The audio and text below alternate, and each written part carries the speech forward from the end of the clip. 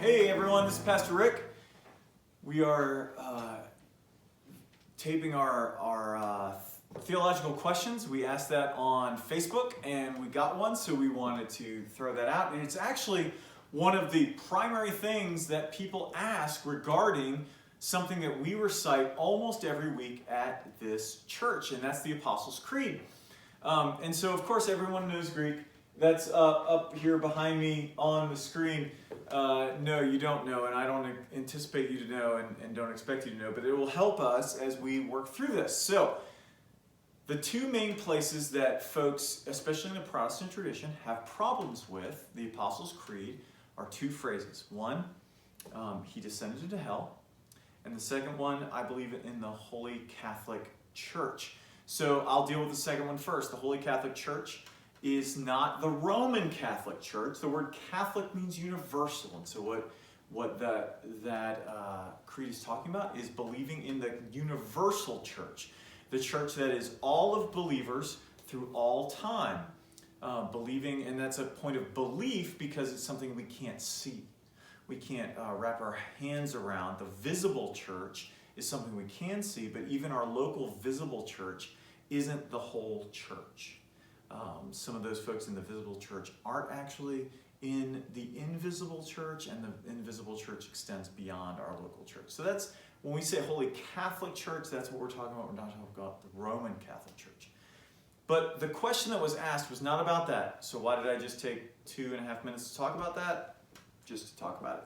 The one that was talked about was he descended into hell. And this is an important thing because right now we're in the season of Easter, and so we're dealing with Christ's death and his resurrection. But between Good Friday and Easter Sunday, we have Holy Saturday. And so what was going on Holy Saturday?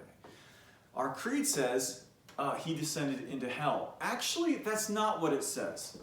So if I were to point up to here, what I would say is, when we're talking about he descended into hell, what we're talking about is this phrase right here.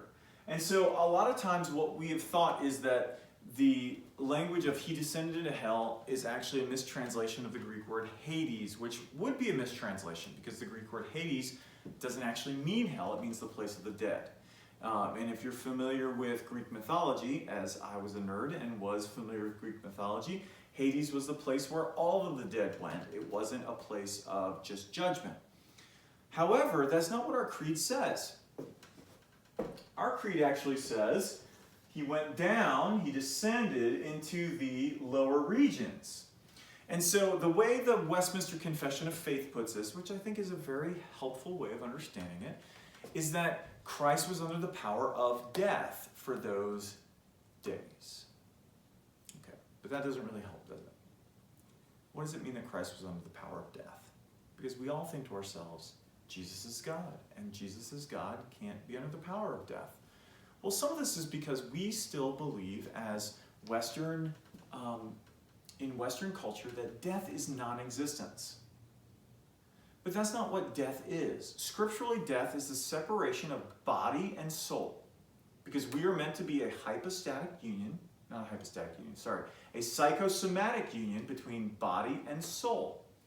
However, death rends those apart, which is why death is so unnatural, because it makes us to be something less than what we are.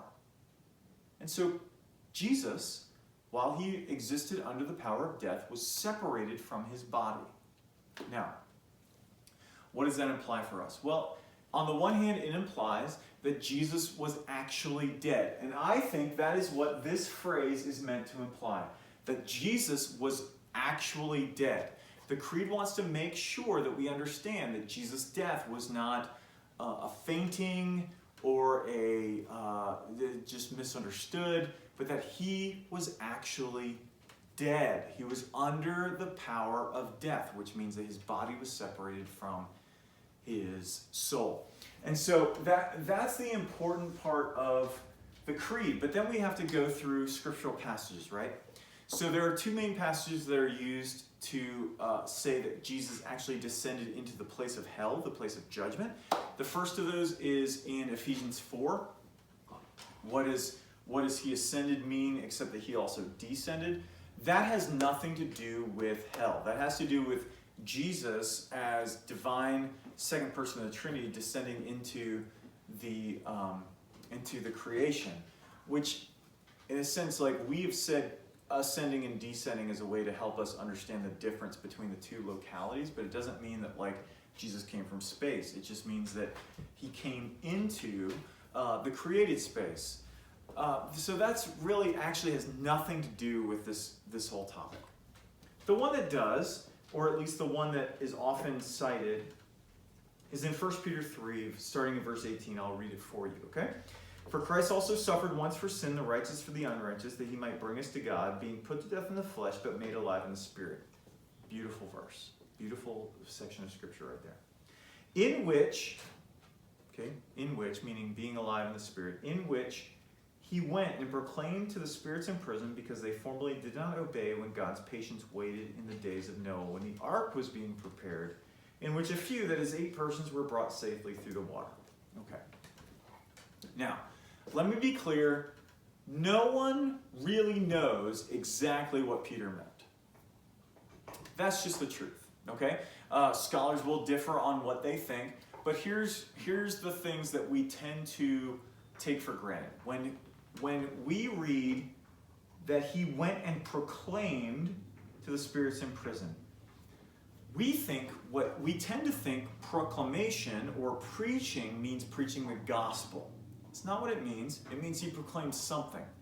More or less, what that could mean is that he simply proclaimed his kingship, his rule.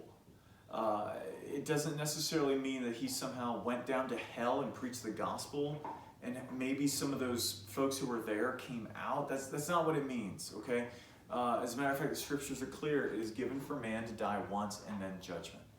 Instead, what this is talking about is the fact that we have this point at which Jesus proclaimed his kingship over all of creation, which is both heaven, the earth, and what, in the scriptural terms, under the earth, or the place where the dead are.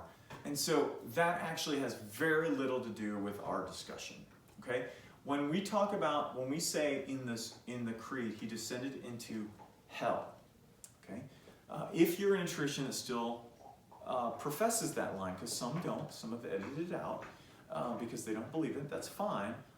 You need to understand that what it actually means is that Jesus was under the power of death. And what that meant to the people who first wrote it is Jesus was actually dead. It wasn't a fake out. It wasn't a illusion. Jesus was dead. And he was dead for 3 days, not because he had something else to do, but because we needed to make sure that he was dead. And that was important for the resurrection. I know that probably didn't answer all of your questions, but that is the beginning of the answer. If you have further ones, just hit up our Facebook page. We would love to help you answer those, or you can leave a comment here on this video, and our pastors, either me or someone who can communicate better than me, will get back to you as soon as we can. But until next time, send in your questions, and we're glad to have you.